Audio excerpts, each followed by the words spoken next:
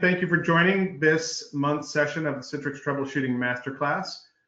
We're going to be talking about troubleshooting the top 3 most common Citrix issues, things like Citrix is slow, Citrix logons, logon failures, and the various ways that those manifest.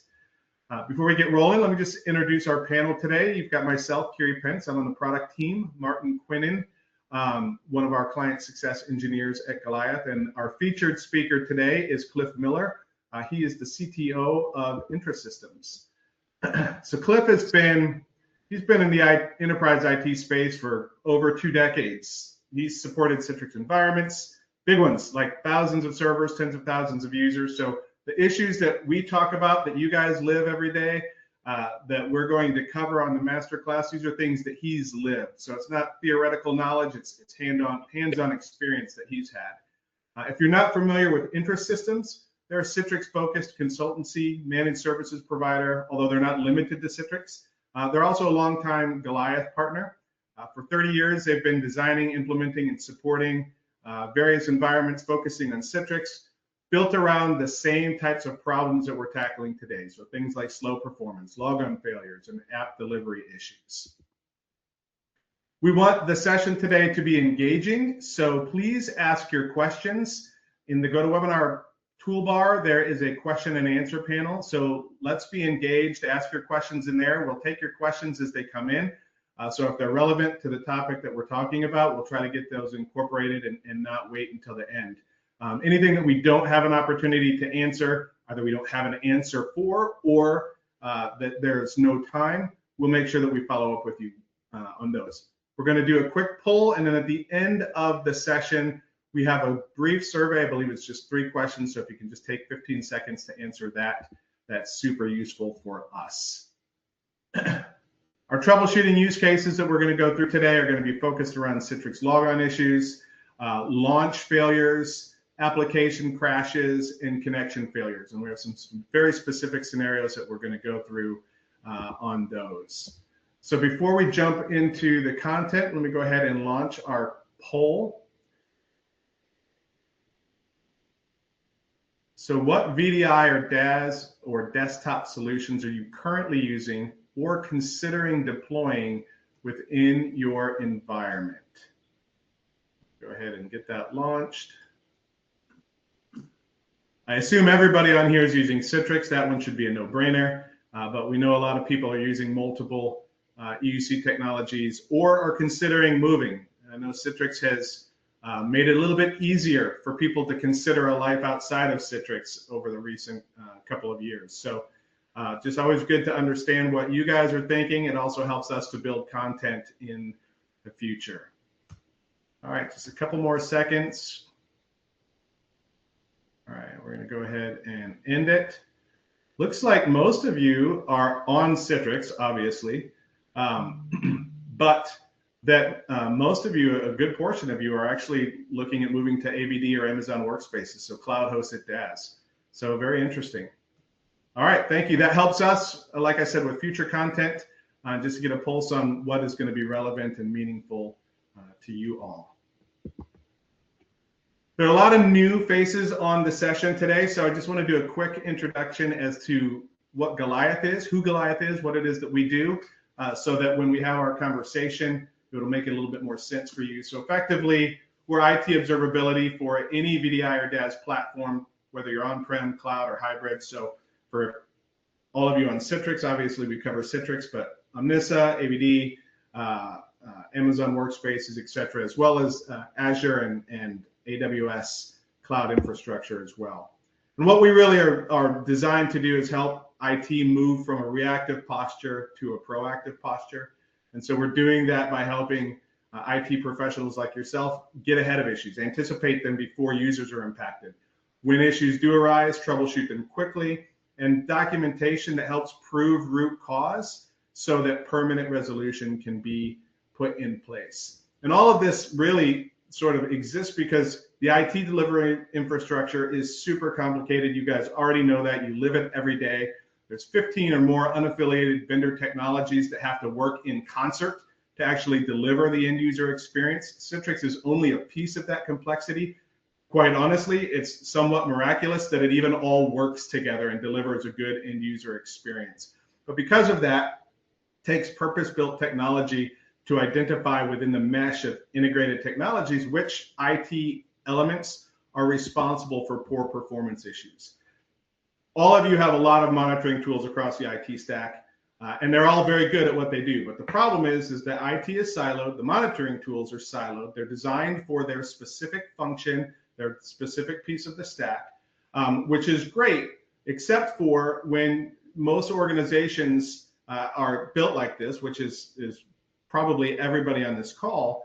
Someone calls in with an issue or they submit a ticket. Everybody looks at their individual elements, their monitoring tools, everything looks good. And so therefore the end user experience must be good. But in the end, the end user experience is still suffering. So who's to blame? Where's the fault? And that's why we take a different approach with our technology. We're effectively sort of changing the paradigm of how IT can troubleshoot end user issues. So instead of trying to infer the quality of the end user experience based on all of these individual elements and what the monitoring tools are saying, we're starting with the end user and then we're informing outwardly. So we can identify which one or oftentimes more of the IT elements are actually the root cause of impacting end user experience. So that's a little bit of an intro into who Goliath is. We know, obviously, we've met Cliff Miller, and he's from IntraSystems. Now I want to jump right into the content. This is what everybody signed up for.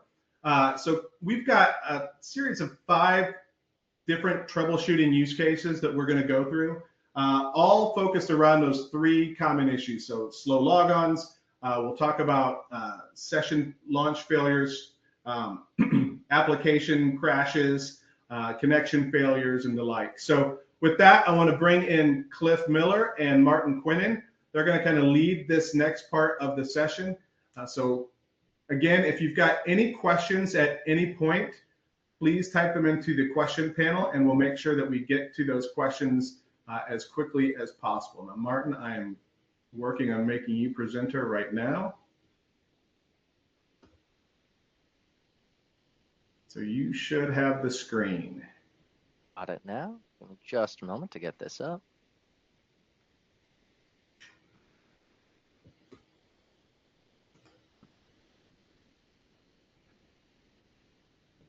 All right, thanks, Kiri. All right. Looks good. I can see it. Yep, I see it too. So yeah, so we had a little teaser there on the screen. The 5 short stories I'm gonna tell, if you will, just summarizing the efforts. You know what we did. What was the situation? What's the problem? Specifically around like a slow login or a launch failure, things like that. So we tried to cover a range of things. Some are common, some are less common, requiring just a different level of expertise and troubleshooting approach. So as I talk through them, you know, where appropriate, Martin's going to pull some stuff up in his lab and just show where Goliath can speak to that problem, how it can help accelerate finding root cause or at least, you know, the problem area, because depending on where you are and you sit in your organization and how many teams, you mentioned silos in the enterprise. There's many silos of the application teams. There's the infrastructure team, the Citrix team, the desktop team, and you might have to go talk to any one or all of them to troubleshoot something. So that the larger the organization, the more people, the more complex you know, it is to troubleshoot. So these little stories that I'm going to walk through, they come from real world experiences from IntraSystems, things that we've been seeing recently, and just how we work through the problem, what sort of things the team is finding and thought was relevant. So I try to, each one should follow a certain flow here, just as I state the problem, what we did to diagnose it, the solution, and then really what's the overall result, and just a quick takeaway from each. So this first one, slow logins, right? That's something that can happen over time. It's something that can be a chronic issue. It can affect some users or all users. and it comes and goes. Maybe it makes us have a bad day that day. This one in particular, just users are having a slow login, say well above the desired range of login, which in my mind is under 30 seconds. Ideally, it's shorter, but over the years and my experience, changes in Windows, changes in security tools and antivirus and all that kind of stuff, the operating system changes. It tends to take a little bit longer. There's a lot of contributing factors. In this case, we looking at the logon breakdown, we can use Director, we can use a third party like Goliath to help you see some of that, and how quickly you can get to there, varies on what tools you're using. But as you look at, there's many categories of a profile a logon breakdown from the and I don't know all of them. I think there's like 20 in there. When you look, and Martin will have that on the screen, I'm sure momentarily. Pull it up for you. But there it is. Yeah, you can just see that lots of different sections. So in this particular case, you can see, and it's great that you have this on the screen, like the profile load is taking the most amount of time here. So that may be the obvious place to look. In our case, in this story, we actually had the HDX connection, that broker section up at the top was taking an extra like 5 to 10 seconds, and it varied. And then we have group policy as well, GPO processing, to map it to the screen there. That is also taking an above average amount of time in our case. So putting that all together, I just described delays that are going to be 30 seconds in and of themselves, right? So then what do we do? What did we find? So that's this is the starting point, looking at the breakout of a session. Is it just this one person? Is it everybody? Starting to try to just figure that out. Is it happening only on this server? Is it happening on all the servers? So you start looking at it, in layers and just trying to remove variables from the situation so you can hone in on the issue. In our case, we pointed to 3 different things. We had, the brokering issues. So what's causing that? There's a feature in the newer versions of Citrix. It's been around for a while, but it's called EDT. It's an adaptive transport, and I think it's enhanced data transport. What EDT stands for. But we ended up turning that off, and this is a lot of times the troubleshooting methodology. It's not working. Turn it off, see what happens. Does it go away 100% of the time? The issue is removed. Okay, the problem is that sometimes EDT causes a problem. That might be a difference in endpoint, receiver, workspace app version, things like that. But that would require, it's additional troubleshooting you might want to take offline and work out in a lab. Not do that, here. So we found that was turned on. I have seen that personally. My team's still seeing that from time to time. And I've seen it sometimes with the NetScaler. Sometimes it's just even internal, the brokering. Some clients just don't like it. The feature's not working. So it's designed to improve the user experience, but it can also hinder in some cases where all the technology doesn't line up. Then group policy, right? Policy processing. We found some drive mappings, and anytime you try to map a drive, there's various ways to do that. You can use login scripts. That's kind of old school, but you still run across that sometimes. You can use group policy preferences, and you can do really get targeted on those. And depending on how you do it, it kind of hits at a different stage of the login, but it does add time. Even a successful drive mapping, and here I think it's to take a couple seconds. In our example, if the server is not responding, it has to time out. There's a delay for that, depending on the number of maps you're trying to connect with. Those are the delays. If the server is slow and it does map, Sometimes that's worse. That's even harder to diagnose. And that's where a broader view of some things going on can help. Finding drive maps, maybe the server's down, maybe the path is no longer good. Something needs updated in the policy. And then what about the profile load, right? That's the third thing we saw. FSLogix was in use in this case, and it, if you don't have your exclusions set properly, you could be pulling a lot of small files, a lot of cache, a lot of temp directories and things along with you in the profile. I've seen one, this is outside of this specific example, where the Outlook cache was being dragged into the profile, and then there was a setting to create a backup of the Outlook cache. We had 46 gigs of Outlook cache in one case, one user being copied in and out of the session, causing delays in login in the morning. So people come in and start their day between 8 and 9 a.m. Like the system just would drag for everybody until all the logins are complete, and then it was fine. In our, what was the result of the troubleshooting effort? And here, we were able to cut the login times in half, bringing it back down under 30 seconds. The takeaway here, I guess, is it's complex. There's a lot going on. And again, the larger the organization, the more people with their hands in the pot, the more opportunity for someone to maybe change a GPO, apply it somewhere it doesn't belong.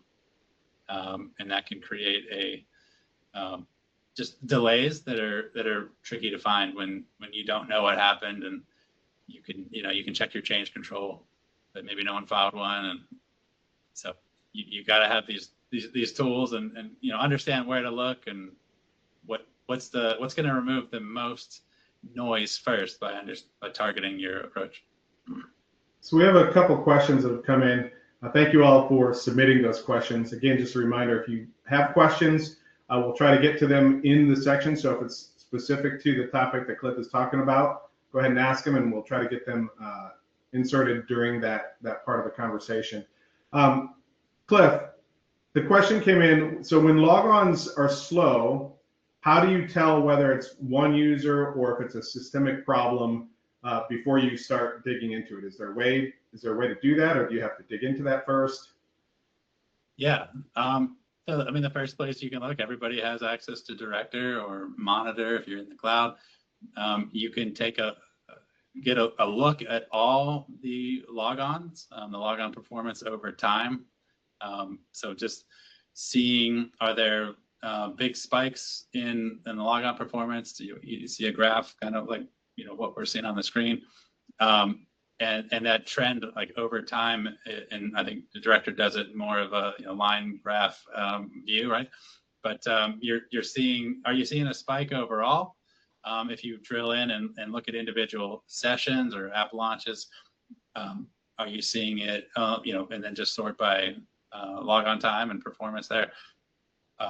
You might see it's just only one user, and if it's one user, it's probably something to do with their profile, maybe their GPOs and all that just kind of wrap into that user, or it's a device issue potentially, things like that. But if it's everyone, you'll probably see everyone's login performance spiked. So Martin, how would you show that? And because Cliff, for a lot of his troubleshooting, he hasn't always had access to Goliath.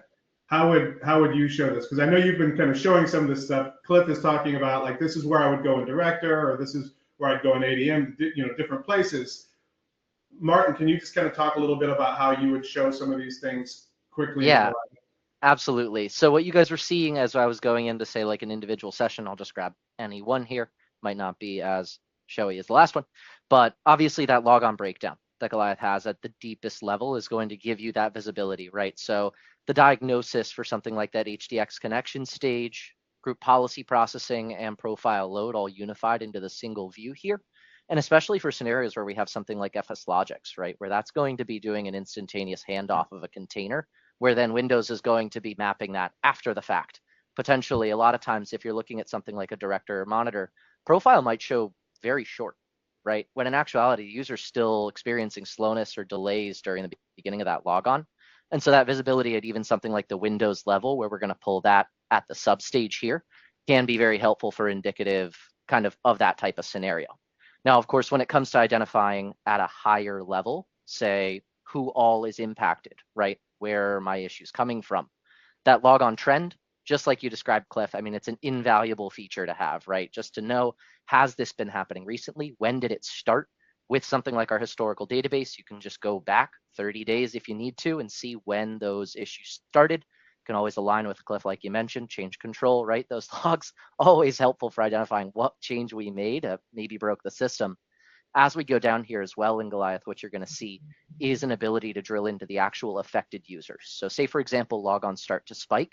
As we come down here, over the historical time frame that we're looking, we have users flagged for different problem areas. This is where, whether it's broken down by maybe the different apps that users are launching, if the logon issue is dependent on a GPO that we're applying specific to an application or resource, or specific to an organizational unit of our users, right? Whether it's those breakdowns, we can kind of see how the impacts are laying out, or we can always get down to the actual users who are impacted. Be able to see where our worst impacts are just with like a simple sort, and then the ability to drill down into those affected logons and get that full breakdown like I was just showing is going to be one of the primary ways that we can see into this type of issue. One of the other great quick references that we do have as you go further down on the page are simple things just like a top 25. So as I'm looking at my user base, as I start to identify, and maybe Cliff, this is a good question for you as you get into these type of scenarios. Obviously, IntraSystems brought in to help with something like a logon issue. What's the tell that there's an issue, right? Is it an abundance of tickets, or what's kind of tipping the issue here? Yeah, typically, it starts with a ticket. If it's just, someone we're supporting, and there's, we're not actively monitoring. We're waiting for somebody to open up, a ticket, could let us know there's a problem.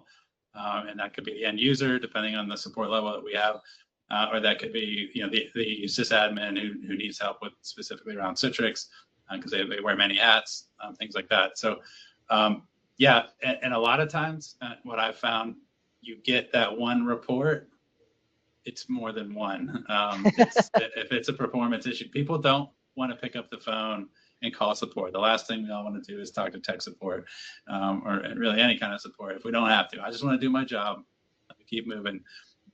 Maybe someone else will report this, it'll get fixed, right? And then it has to hit a certain level before people start to call. And when I was in the enterprise IT environment, I worked for a hospital, I actually had it mapped down. It was about 7 minutes before someone would call. I got a call. It happened like 7 to 10 minutes ago is when it started. So, people are experiencing issues, well before they call, and depending on how impactful that performance spike is, there's a gap there. And yeah, so that ability or that need to sort of assess what's going on, especially you get that one brave user's finally able to speak up, and all of a sudden we have potentially a much larger issue that we're starting to stare down the barrel of, right? And we're already behind. Exactly. So need to figure out who's impacted very quickly, and then isolate, and then obviously troubleshoot, get down to that root cause with all that visibility. Customers of Goliath tend to find that, things are a little bit easier when we have that direction off the bat and can immediately rule out where the issue's not, right? I don't have a domain controller issue. I don't need to go digging into my AD to figure this out. We'll have to go into maybe GPO. And like you mentioned, analysis tools and stuff, we have all that built in here as well. So hopefully streamlines that whole process. So Sumit asked a question. He's got some frustration around interactive logon, that stage of the logon process. His frustration is it's a little vague in director. So is there a faster way to figure out what, if the interactive session or the interactive stage of the logon process is at fault? Yeah. So there's a lot going on, like in a logon. One thing I was kind of touching on earlier, if you have login scripts running, or you have group policy or group policy preferences, those things hit at different stages, and you'll see the user experience might be you don't see a UI yet because it's still processing in the background, or you do see the UI, but then you're in it, but some of those things haven't completed yet, just depending on where it hits and how complex that the setup is. It's those can be tricky. Just it depends on a lot of factors when it comes to the UI. I mean, it's probably something that's happening later, in that whole process. I would recommend removing some variables, in a dev test environment, and trying some logins without profile redirection, folder redirection. Just turn that stuff off. See what happens. Take the server out of the OU, the user change OU, things like that. Just to we're not guessing at what it was. We just want to limit, all the variables. Maybe it gets better, maybe it gets worse. But at least that's giving you information to guide you toward a solution. And one tidbit I'd probably add there as well is when you have something like a global monitoring like this, right? Sometimes it's helpful to sort the opposite. Go find someone who is having the issue, figure out what's different about them. And that's obviously another great way of diagnosing, what's the safe options to start with. Good point. Okay. Vince, I see your question. Is end user experience included with Goliath, or is it an add-on? It makes me sad that you would even have to ask that question. Yes, everything that you see here, all the end user experience telemetry, that is all included. So whatever you're seeing here is all part of your Goliath license. All right, those are all the questions so far. So Cliff and Martin, if you guys want to move on to the next scenario, I know we took a good bit of time on that one. Yeah, that's all right. It's good. We've got some questions. So I'll move on to another issue here: failed app launch or app or desktop. Really the same thing. The error might show it a little bit differently in that case. So we're talking about a Citrix cloud environment. They have on-prem storefront, on-prem NetScaler. This isn't that uncommon to see, especially in the early days of cloud. It was kind of that buffer. We're not trusting the cloud yet. We'll keep our NetScalers and stuff on-prem, or at least as a backup. If the cloud fails, I can point to this and I can still launch.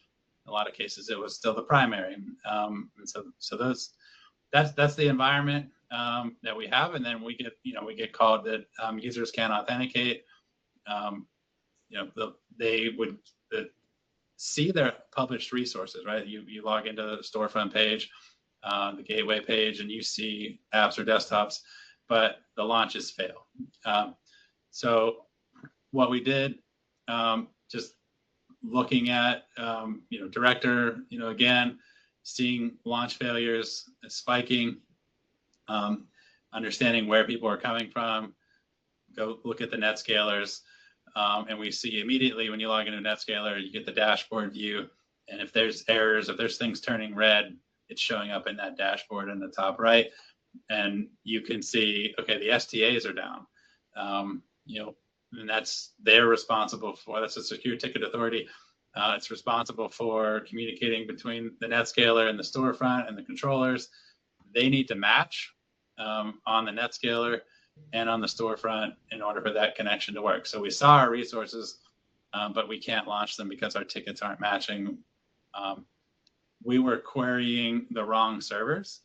So why did that happen? Well, there was a recent migration of the cloud connectors, possibly to a new hypervisor cluster. There was a migration going on there. New servers got built. Maybe it's a new operating system. Whatever the cause of the change, this piece was overlooked. So simple fix, but where we went to find it, we have to diagnose through just learning what the environment, how it's set up, the architecture, the flow of the user login and that experience, and then start checking all the consoles. Yeah, and one thing I'd probably add in there is, and obviously, Cliff, your team has a lot of expertise when it comes to this. You know where to look, right? But obviously that first bit of understanding, especially when something's not going to launch, we're effectively facing an outage, right? An application outage, a resource outage of some kind, users can't access. And so when you get into that scenario, how do you accomplish kind of understanding what the users are facing to start with? Do you have to interface with someone to ask what error they're seeing or anything like that? Yeah, the first time you're on a call with either the tech support, at the customer side here for us, or the end user themselves, say, hey, what do you see? What happens when you try to log in? And then, can I reproduce it? That would be my means of trying to log in and doing the same thing. So then if I can reproduce it, it's likely that I can work on that and fix it and see that myself, right? But you're right. I have to know where to look. What's that situation? Kind of blind to that, unless I can do a remote shadow, or they can send me a screenshot or something like that. Yeah. So one thing I just kind of want to point out on that type of scenario is part of the proactive nature of the Goliath Performance Monitor here is going to include features to help you get ahead of that type of issue. So when you're coming or facing down something like an outage, right? An application can't launch, we're struggling to access. Just that initial of understanding that it's not working at a baseline, right? You can leverage something like our application availability feature here, which is going to do synthetic testing to be able to periodically log on to your critical applications from different locations. And so from this standpoint, if we were to start seeing failures, you'd see a red X on one of these stages right here, and then be able to drill in to a particular launch or attempt and see exactly what an end user would be seeing going through here, right? So I can know that if my failure is occurring later here, maybe a resource isn't published, I have one type of issue. But if something like it's a NetScaler failure, we're probably failing way over here at authentication and getting into the storefront to begin with, right? So that's going to give us a tip off as to where that issue is coming from. And then, of course, the global monitoring on top of this, where Goliath's going to be able to map out your entire delivery infrastructure, can help you point out that, now that I know I'm looking at authentication, I can point to my first couple servers. I know exactly which one's pointed out here and what type of issue we're seeing. Nice. So that's helpful. That actually answered one of the questions, because we did have a question come in and ask, can you actually see what the user sees at the point of failure, or are you just totally working blind? So that synthetic monitoring with the screenshots sort of answered that question. So that was proactive, Martin. Proactive at answering questions. That the synthetic transactional monitoring, like I said, 7 to 10 minutes before someone will call, or that ticket gets logged, and you're able to call them back and figure out, start moving. So this sort of data, we moved our timeline up to knowing when did it start. We can, we might even see it before we even get that first call if we have something like this running. Nothing better than solving an issue before the ticket ever gets submitted. But you don't get any credit for that, right? And Vince, in case you were wondering, yes, this is included. All right. Awesome. Any more on that? I know. Quick word keep to that. moving. I think we're in good shape. We can keep going. All right, so I'll move on to the next performance issue, another slow logon. I included this one. I thought it was interesting. It's a little bit different, different mechanics to the troubleshooting, and getting a little more into the weeds on things. It's not going to be just pop up in the console and there it is. Check your GPOs and it's fixed. Slow logins again. We looked at it, what we were looking at before, and profile load was the significant contributor to the performance issues. Start digging in, looking for login scripts or policies, and nothing is standing out as affecting this one user or other use, any differently than any other. No one person, it's everybody on the system. So we end up starting to run like process monitor tools while the users log in, start to observe what's the behavior, what servers are we reaching out to, what's the disk IO processor time, like just trying to understand what is this system talking to. And then a pattern emerged Every user opening up this application was making a call to a print server, enough so that it was noticeable, and it was hanging out there, long enough to be seen on these monitors and open queries, and then multiple queries to the print server. And what we found is actually the application that was running is designed to query a local printer. So the redirected printers, the print server model, that was actually causing the delays. So the fix, install the printer locally on the Citrix server, so the application can find it that way, and then stop mapping it through any kind of printer redirection or anything like that. So yeah, just one of those tricky application issues. Probably call that a legacy application. Dealt with a lot of those in my days where it's not meant to run on Citrix, but we made it run on Citrix because that's our app delivery model, and you can have a tremendous amount of success doing that. But sometimes, it's been a long time. Hopefully the vendors are a little more understanding of that model these days, but sometimes you still run into one or two that's still not designed that way. Yeah, and I'd say probably one of those scenarios there, Cliff, right, where tools can get you to a certain point, right? Even Goliath can tell you our application stage is where this problem's happening, but when it gets down to a certain point, especially with those legacy applications, you need to just kind of get your hands dirty, right? Start running some of those base level tools and really understanding what's going on at a transactional level to get down to root cause. So there are a couple questions on this topic, Cliff. So one person asked, what's your test to isolate printers without impacting production users?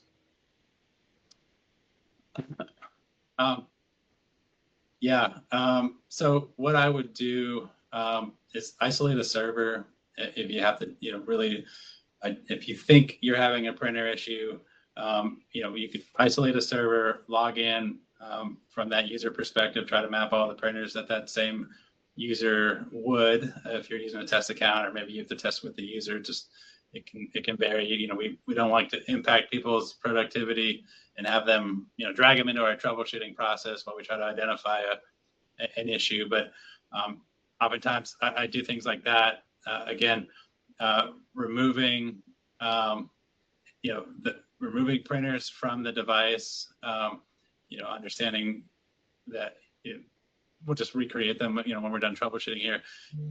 Limit the number of printers that are coming in into maybe mapping in or things like that. Just systematically removing variables one at a time from the end user. So we're not doing anything on the server typically.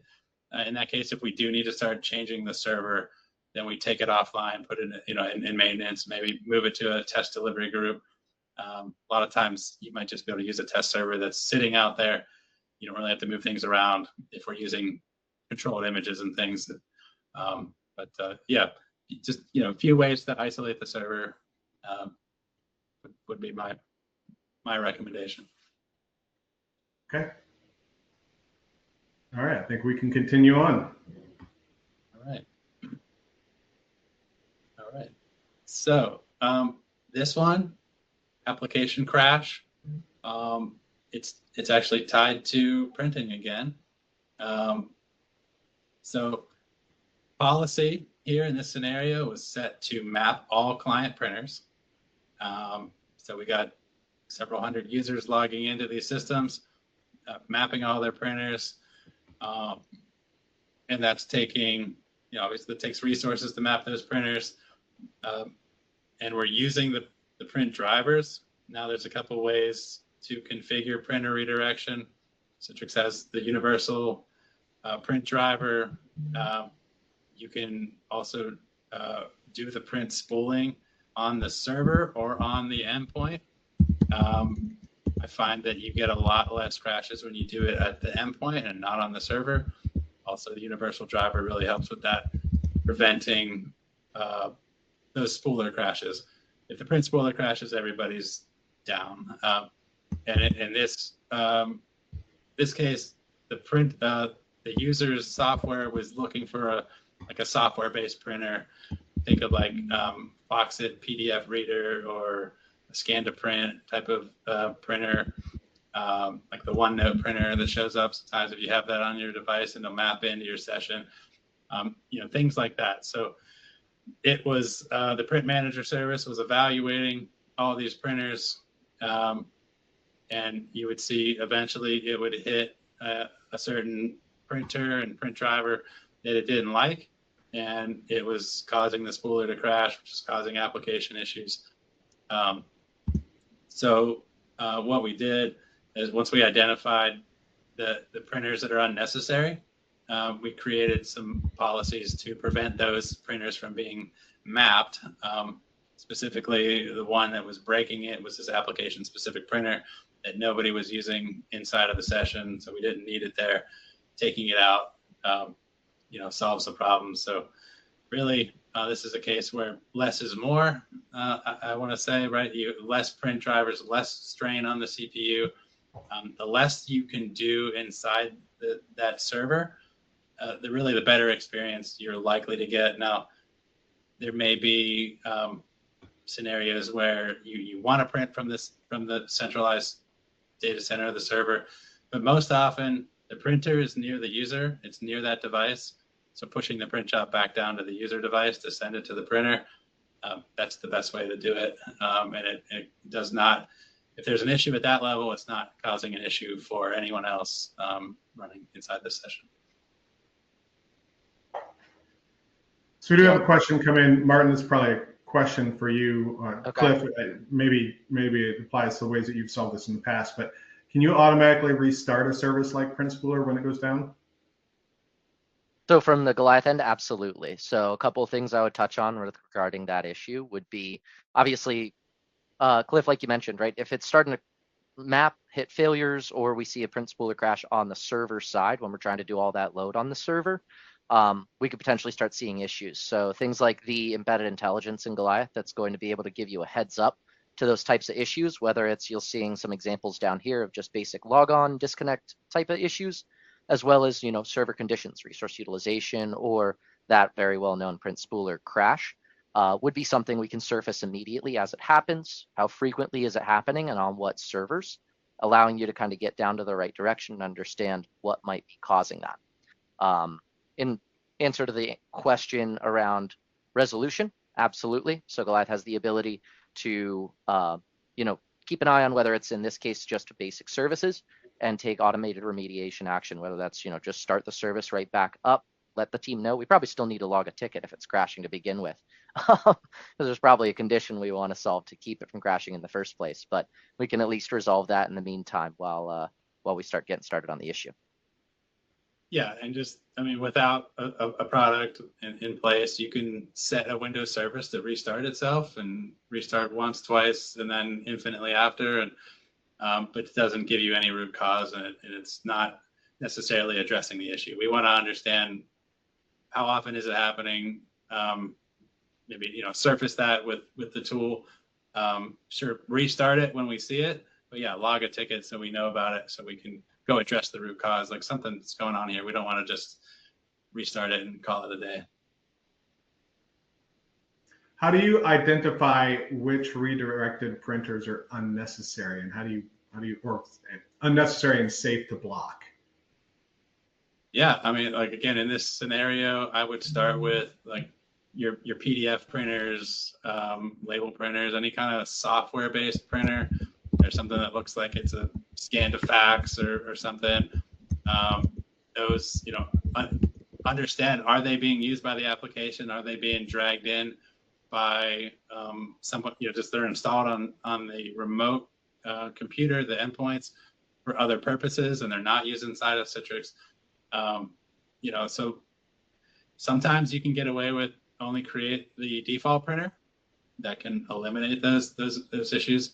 Other times, you go the universal route that really is going to help, and then print spooling at the endpoint. But identifying them, I would start by targeting those, and then you really start chipping away one at a time if you have to, if that doesn't solve it. Also, just again, understanding your end user workflows, and possibly talk about redesigning those if we're doing something we don't need, it's unnecessary and it's causing these little issues.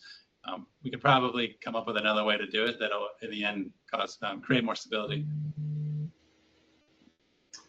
Just a quick tech check. So Martin, it looks like on my side that your screen is super zoomed in. Cliff, I don't know if you see the same thing. Looks normal on your side? It looks normal. Okay. All right. Well, it's just my own technical issues. All right. Carry on. All right.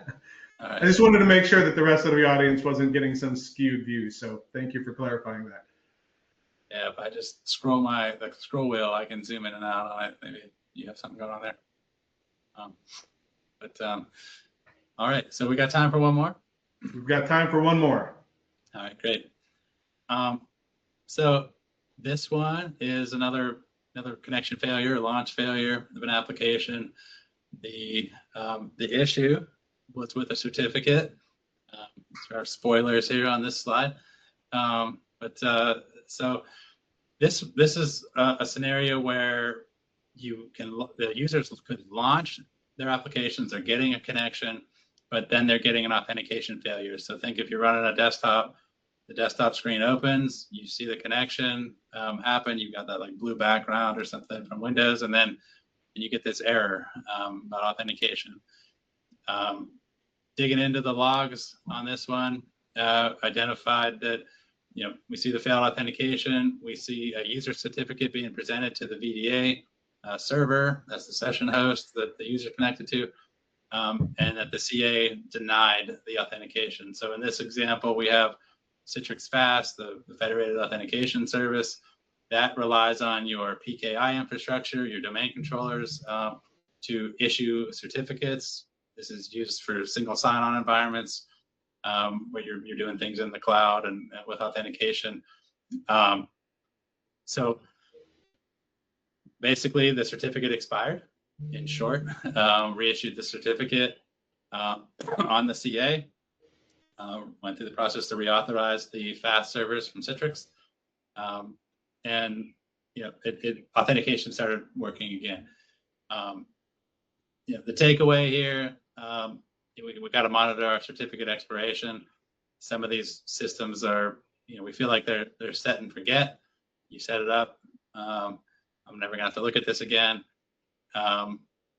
But it's good to kind of crawl your network, public and private, look for those certificates that are what are the expiration dates, and just set up a process to go and renew those, refresh those, redeploy as needed. And just kind of a side note, public safety announcement, if you will. If you're not aware, public certificates are being over the next few years, they're being reduced, the number of days that they're valid. And over the next couple of years, it's going to get down to something like 47 days, some odd number. So automation of your certificate renewals is going to become key. Maybe we used to get a wildcard cert, we put it on everything, it's good for 3 years. That's not the way that the internet's going to work anymore. So it's something to look into and look for ways to automate. Steve asked, how do you catch an expiring internal certificate before it takes the whole environment down?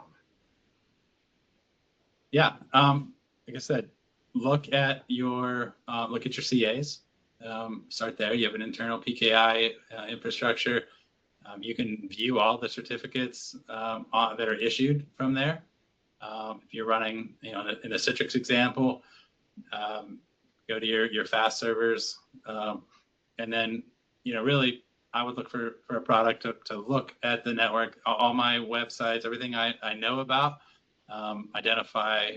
But you plug the URLs in, and it'll easily just see the certificates and stuff. Some of the less obvious ones are going to be those things behind the scenes handling that authentication, ADFS and FAST and stuff like that from inside the architecture. So yeah, I mean, you can use third-party tools. You could write scripts to check it, But and I think there's some automation, tools out there, some software that's going to help us do that. It's going to become more and more important as, especially like I said, the internet facing certs are going to require us to do more.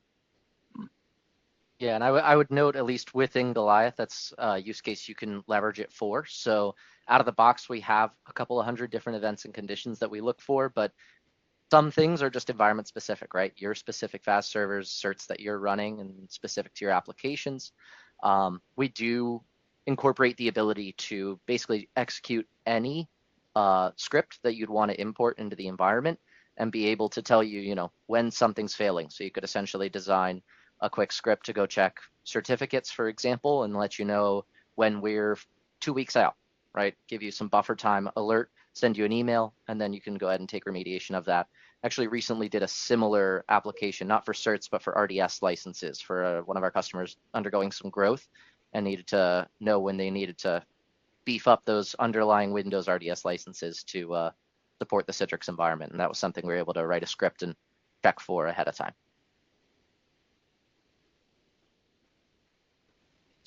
Okay. Any other questions? We've got a few more that are just sort of general questions, but any more questions specific to this particular use case? Go ahead and put those into the question and answer panel.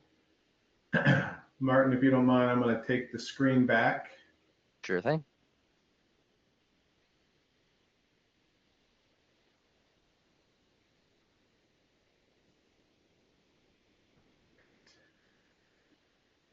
I feel like this used to be a faster process in the old. It's that new UI you love. Old version. Yeah, it's getting me every time. All right, here we go.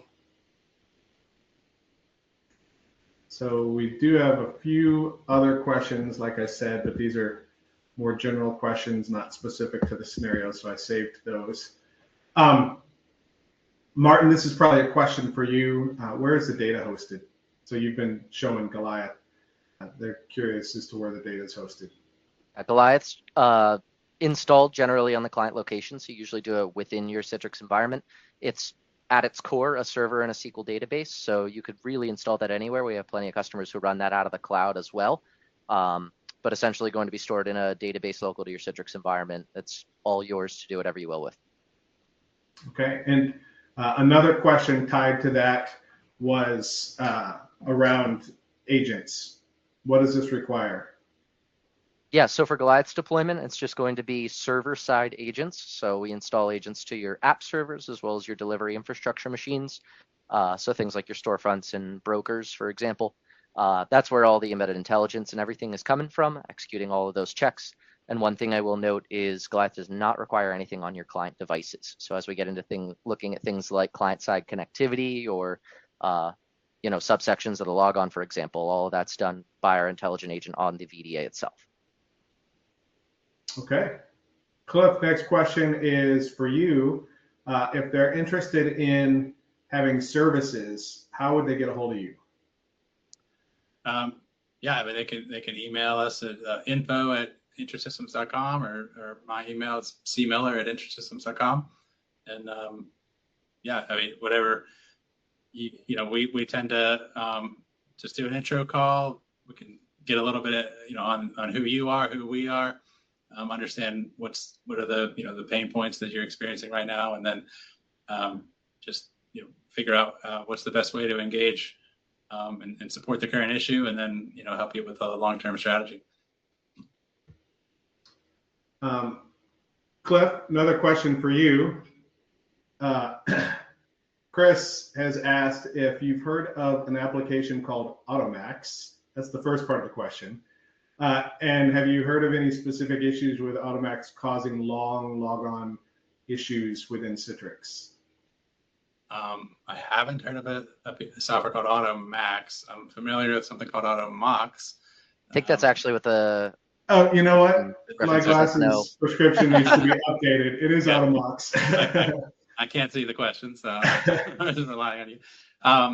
No, I haven't heard of that causing long login times. I mean, that agent's there to help with patching. So it's been a good tool that we've seen, like the product, but no, I haven't seen that cause login performance.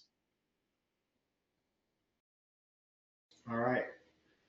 So just as a general note, for anybody that is interested in a demo or a trial of Goliath, there are links Claudia has dropped into the chat, so you can get a free demo, free trial, a closer look if you want, as well as if you are interested in any services that IntraSystems can offer, or want to talk to Cliff personally, take him out to dinner or something.